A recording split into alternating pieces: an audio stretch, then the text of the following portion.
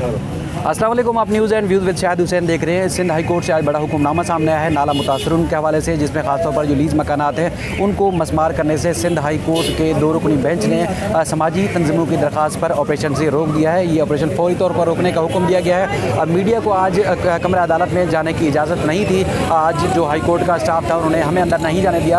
Altaf Khwaja Sahab court room के अंदर मौजूद थे। कोर्ट रूम में क्या क्या सवालात हुए, क्या जवाब दिए गए और अदालत ने हुक्मनामा क्या जारी किया, सारी तफसीलात इनसे मालूम करते हैं। ख्वाजा साहब, जस्टिस हसन नज़र रिजवी साहब ने क्या क्या सवालात उठाए, वकील की जानिब से क्या दरख्वास्त पर दलाइल दिए गया, उसके बाद फिर क्या हुक्मनामा दिया गया? जी शाहिद, जैसे तो आप और तो डे 1 से रिपोर्टिंग कर रहे हैं। लास्ट हेयरिंग पे जो है कमिश्नर और चीफ सेक्रेटरी साहब को प्रॉपर कॉम्प्रिहेंसिव रिपोर्ट फाइल करनी थी regarding the eviction demolitions on both the nullah, Orangi और गुज्जर, क्योंकि ये जो पटिशन हमारी थी ये औरंगी नाला और गुज्जर नाला की पटिशन थी।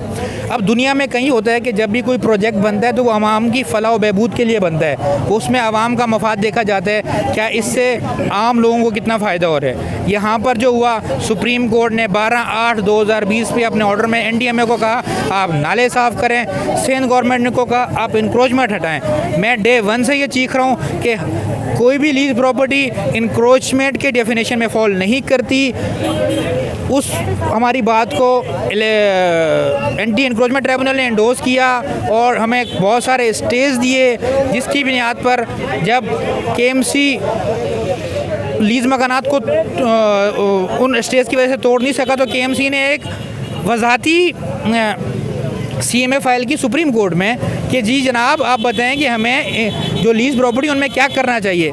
एक तरफ से उन्होंने वो फाइल करके पीछे से उन्होंने तमाम घर तोड़ दिए।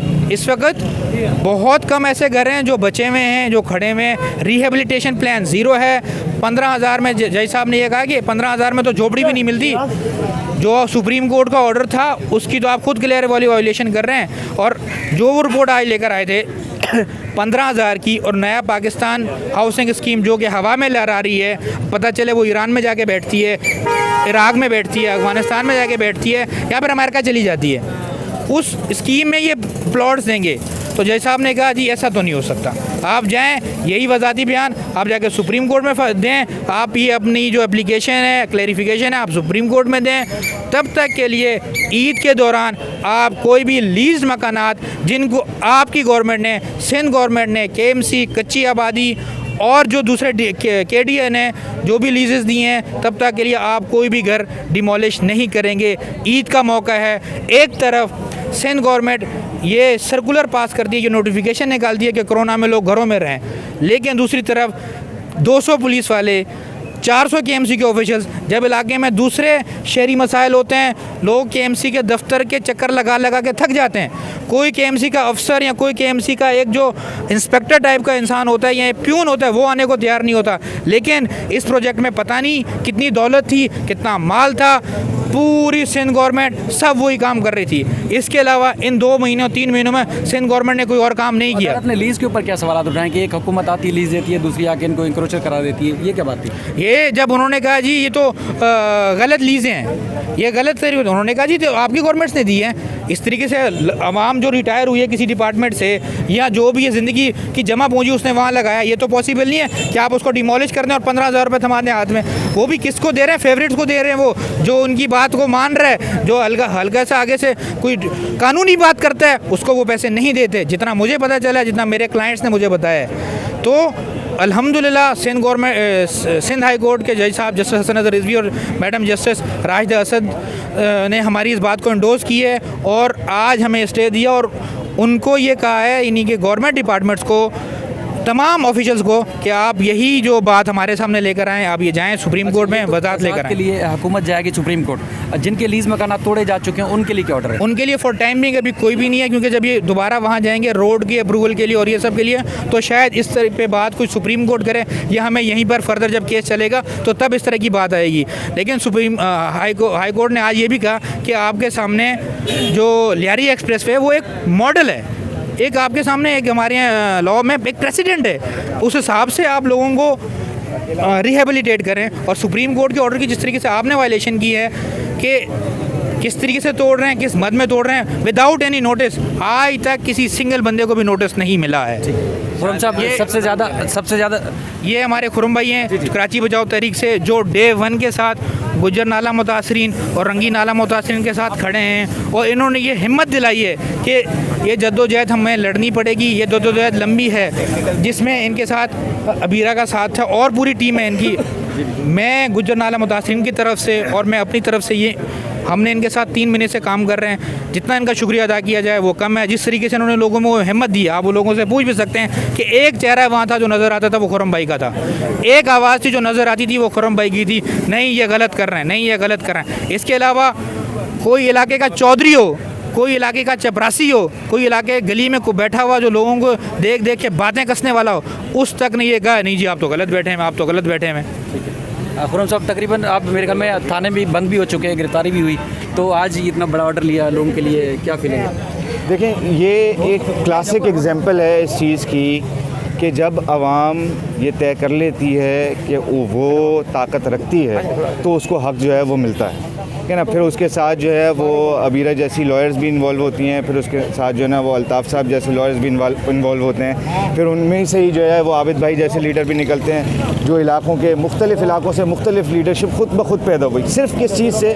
एक चीज़ से कि लोगों में एक चीज़ पैदा हुई कि कुछ हो सकता है, हम कुछ कर सकते हैं। ये जो कुछ कर सकते का जज्बा है, इसी से चीज़ें जो है वो आगे बढ़ती हैं। हमें पहले दिन से ये बात पता थी, सबको, पूरी आवाम को अच्छी तरीके से बात पता थी कि ये प्रोजेक्ट नालों की सफाई के लिए नहीं किया जा रहा, ये कंस्ट्रक्शन माफिया को, रियल एस्टेट माफिया को नवाजने के लिए किया जा रहा है, और ये सारा का सारा प्रोजेक्ट जो है वो गैर कानूनी है। लेकिन एक मुनज़्ज़म अंदाज में पहले तो उस चीज़ को पोशीदा रखा गया कि जो मीटिंग्स जो हैं वो इन लोगों की सबकी हुई, और जिसमें सईद गनी की और अमीनुल हक की और नजीब हारून की पूरी एक कमेटी बनी, जिसका काम था कि आवाम में जाए, उनसे मशावरत करे और उनकी मशावरत से आगे जो कुछ भी किया जाए उस तरह से जो है वो, ठीक है ना। फिर जो है जिस अंदाज में नक्शा बनाया गया, मतलब ये साफ़ पता चल रहा है कि सर्वे ऑफ पाकिस्तान को साइड करके एनईडी के स्टूडेंट से मन माना नक्शा जो है बना लिया गया। उन स्टूडेंट्स को क्या पता क्या सिचुएशन है। आपने कहा हमें इतनी रोड चाहिए, उन्होंने बना दी उतनी रोड। आपने कहा ये घर भी गिरा दो, उन्होंने वो घर भी गिरा दिया। इस तरीके से ये सारा का सारा मामला बनाया गया। और बशीर सिद्दीकी साहब से अगर कोई पूछे कि क्या हो रहा है, वो कहते हैं कि मुल्क व कौम की खिदमत हो रही है। यानी 1 लाख से ज़ायद आवाम को आप बेघर करके कहते हैं कि मुल्क व कौम की खिदमत हो रही है। असल में मसला क्या है मैं आपको बताता हूँ। मसला ये है कि ये जो 2% अशराफिया है ना, जो इस मुल्क में सारी चोर बाज़ारी में इन्वॉल्व है, उनको ये 98% आबादी जो मज़दूर आबादी है, जो किसान आबादी है, ये खटकती है। वो चाहते हैं कि इनको उठा के जो है वो बाहर फेंका जाए। ये है सारा मंसूबा।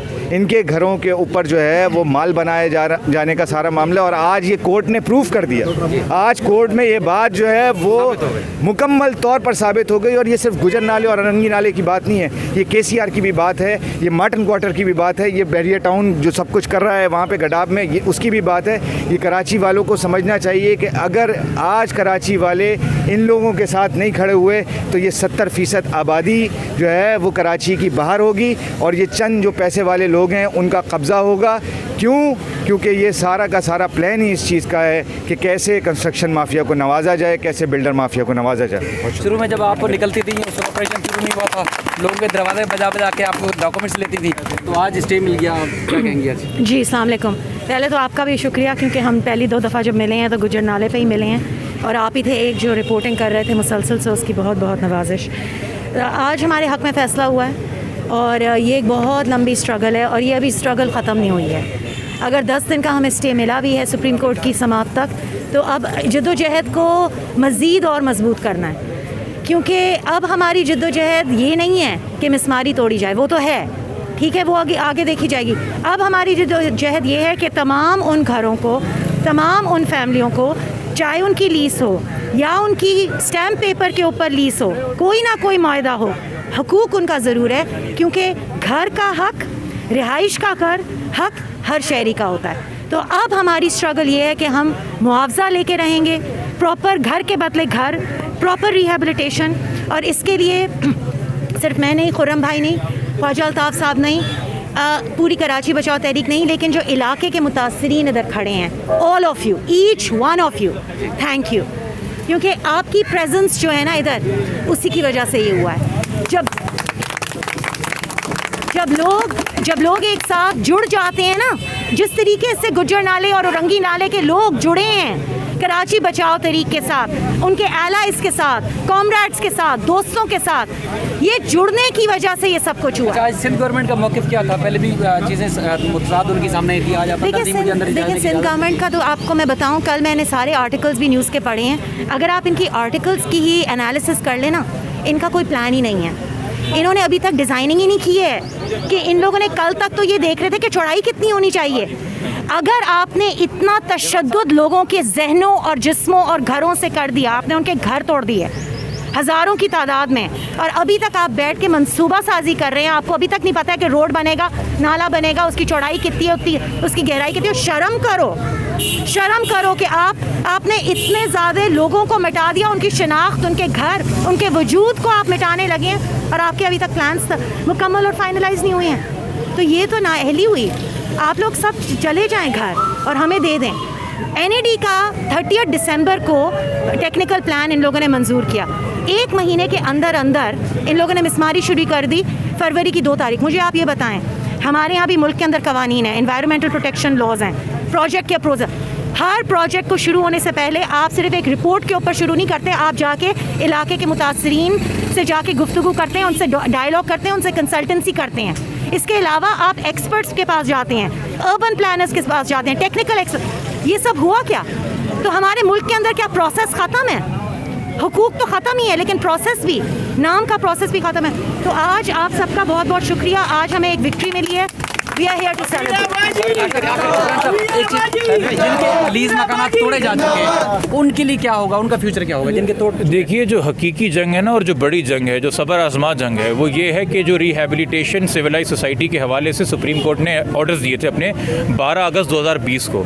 रिहैबिलिटेशन का मतलब है कि अगर मैं एक पक्के मकान में रह रहा था तो मुझे पक्के मकान में लेके जाया जाए, क्योंकि मैंने ज़िंदगी की पूरी पूंजी कमा के कच्ची आबादी अथॉरिटी के पास गया, या मैं KMC के पास गया, या मैं KDA के पास गया। मैंने कहा मुझे प्लॉट चाहिए, उन्होंने कहा ये लीगल है, ये हम लीज़ कर देंगे, इसके ये पैसे लगेंगे, खर्चे लगेंगे। मैंने अपनी ज़िंदगी की सारी कमाई उसमें लगा दी।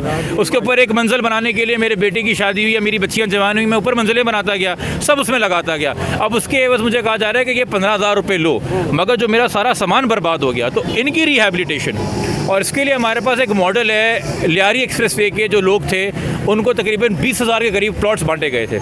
अब जो हमें उस मॉडल से सीखना है, होता क्या है कि जब प्लॉट बांटने भी आता है ना, तो तब भी हुकूमत की लॉटरी निकल आती है। आधे प्लॉट वो अपने आप को ही मार्क करवा देते हैं। ये सारे के सारे जो है पीपल्स पार्टी के, मुत्तहिदा के, PTI के रुकन बना लिए जाएंगे और इनसे प्लॉट घेर लिए जाएंगे। इन सब चीज़ों को हम देख रहे हैं। एक सबर आजमा तकरीबन 2-3 साल की जंग है। इसको फेयरली तमाम तर मुतासरीन को, सिर्फ वो नहीं जो यहाँ मौजूद हैं या जो कोर्ट आते हैं, वो भी जो थक हार के सदमे में घर में बैठे हुए हैं, उनको भी इंसाफ मिलना चाहिए। जो अशद ज़रूरत थी,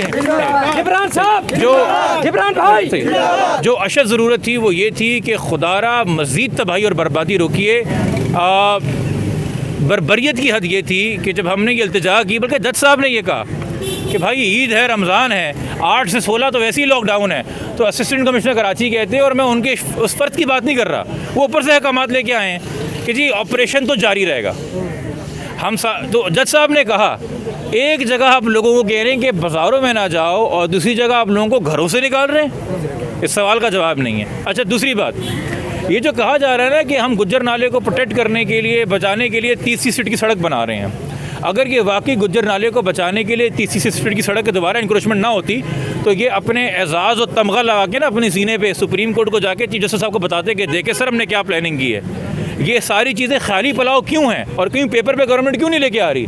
क्योंकि 30 फीट का बोल के इनको खाली करेगी, फिर यही KMC, यही KDA, इसी पीपल्स पार्टी और MQM के अंदर दोबारा प्लॉटिंग करके किसी और को चूना लगाएगी। और फिर मगर जिस तरह उनको चीज़ें समझ में आती गई कि जिस तरीके से ये तोड़फोड़ कर रहे हैं, कोई प्लान नहीं है। 2 हफ्ते दिए थे रिहैबिलिटेशन की रिपोर्ट जमा कराने के लिए, वो नहीं जमा करा सके कि वो क्या रिपोर्ट, क्या प्लान है। फिर इनसे जब ये बात की गई कि ये आपने जो 30 फीट की रोड की बात की है, सुप्रीम कोर्ट को बताया, तो कहा जी हमने उनको नहीं बताया। इन तमाम चीज़ों को देखते हुए आज हमें ये स्टे मिला है। मेरे ख़्याल में ये एक इज़हार तशक्कुर भी हम करेंगे। जुम्मतुल विदा है, मुबारक दिन है। खुदा ने एक तरीके से हम पे रहसूम माएँ बहन भाई बेटियाँ बच्चे इस वक्त खुले आसमान के नीचे इस पेंडेमिक के अंदर मलबे के ऊपर बैठे हुए गर्मी के अंदर हैं। तो जिन्होंने वो मनाजिर देखे हैं उनके साथ वो रहेंगे, उनके सीने और दिल में। तो वो इस सबर आज़मा जंग के लिए तैयार हैं। जो क्या कहते हैं सर्वे करते रहते हैं, ऊपर से फीते काटते रहते हैं हुकूमती अफसर, उनको पता ही नहीं कि इंसान पे जुल्म क्या हो रहा है। और ये बिल्कुल सही का जो बाकी आपसे शुरा अभी बात करके गए हैं कि मार्टिन क्वार्टर हो, जमशेद क्वार्टर हो, महमूदाबाद हो, हाजी लीमू गोट हो, या जो बहरिया की इर्द गिर्द हो रही है, हमें देखना पड़ेगा कि हुकूमत की जो पॉलिसी है वो है गुरबा के ख़िलाफ़ और अमीरों के हक़ में। हम ये सवाल भी लेके जाना चाहते हैं कि ऐसा क्यों है कि इमरान खान साहब के बनी गाला के लिए गुंजाइश पैदा हो जाती है और सैकड़ों कनाल जो हैं सिर्फ 12.5 लाख के एवज़ रेगुलराइज हो जाते हैं, और आधे कराची जितनी ज़मीन जो है वो मलिक रियाज साहब को बख्शी जाती है। ये वो लोग थे जो बग़ैर लीज़ के बना के बैठे हुए थे, उनको जुर्माने दे के उनके अपनी हिसाब से जो है उनको कर दिया। ये लीज़ लेके आए हुए हैं। अब आप मुझे बता दीजिए कि अगर इनके मकानात गिरा दिए जाएं और ये सारी बात करप्शन की एवज़ कर दी जाए, तो कल कोई जाएगा KMC से मकान लीज़ करवाने, KDA से मकान लीज़ करवाने, कच्ची आबादी से मकान लीज़ कराने, या पहले उनको कोर्ट लेके जाएगा कि भाई बताएं ये किसी नाले के ऊपर तो नहीं बना हुआ। और एक और बड़ी ज़रूरी बात, जो जब हम ये रिहेबिलिटेशन की बात करेंगे और ये मामला आगे बढ़ेगा, तो मैं आज आपको बता रहा हूँ जो हम कोर्ट में करने वाले हैं, इस हवाले से सवाल उठाएंगे। ये गुज्जर नाले का मुंह जो है ना, ये सिर्फ 80 गज़ के घरों से और उनकी दीवारों से 80 फीट के घरों से कम नहीं हो रहा। आप इस पे चलेंगे, आपको बड़े बड़े प्लाजे नज़र आएंगे। इस नाले का मुंह जगह जगह बड़े बड़े प्लाजों ने बंद किया हुआ है, जो कि सर्वे में नज़र नहीं आ रहे, जिनके आगे बिल्डोज़र नहीं जा रहा। तो अगर आपने नाला ही साफ़ करना है तो फिर ये फ़र्क मत करो कि कौन सी 1000 गज़ की कोठी, कौन सी 5000 गज़ की कोठी, कौन सा 80 गज़ का मकान, किसका प्लाजा, ये फिर बराबर करो। गरीब को KCR में भी ये हुआ था, उस रेलवे ट्रैक के इर्द गिर्द जितने शहर फैसल के प्लाजे शोरूम हैं आज भी कायम हैं, बाकी आपने हुसैनाबाद तक जाके लोग गिरा दिया। तो ये एहसास दो लोगों को कि हम सब बराबर के शहरी हैं और अदालतों के जो फैसले हैं उन सब पे बराबर का तलाक है। और ये इसलिए हम पॉइंट रेज कर रहे हैं कि अदालतों को ये एहसास होना चाहिए कि अदालतें तो अपनी तरफ से एक मुनसिफाना फ़ैसला देती हैं, हुकूमतें उन फैसलों की आड़ के अंदर तोड़ मरोड़ करके सारा का सारा जुल्म जो है गरीबों पे करती है, और फिर गरीब को ये कह देती चुप कराने के लिए, अरे तो चीफ जस्टिस का ऑर्डर है। तो इसका गुस्सा, इसकी रंज और इसकी हाय हुकूमत अपने ऊपर से हटा के अदलिया पे लौटा देती है। तो इसलिए अदलिया को भी इस चीज़ का ख्याल करना होगा कि हुकूमत की इस करप्शन के ऊपर नज़र रखी जाए। शाहिद भाई आपका शुक्रिया, फाइनल में करने वाला हूँ। अच्छा, ये बिस्मिल्लाहिर्रहमानिर्रहीम।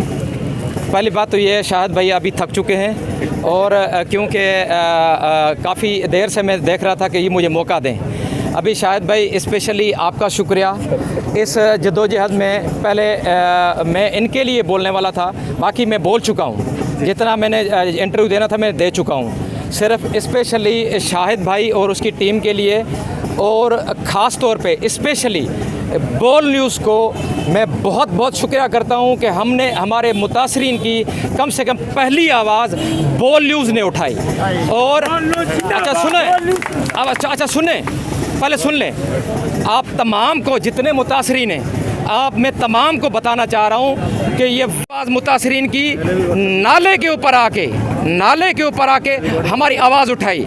इसलिए मैं चैनल शुएब शेख और ख़ास तौर पे उनके जो फील्ड के वर्कर हैं शाहिद भाई भी हमारे साथ दिन रात खड़े रहें और अभी तक ताहाल हमारे साथ खड़े हुए हैं। और इसके लिए स्पेशली आप ताली बजाएं कि शाहिद भाई ने हमारे साथ काफ़ी कोऑपरेट किया। शाहिद भाई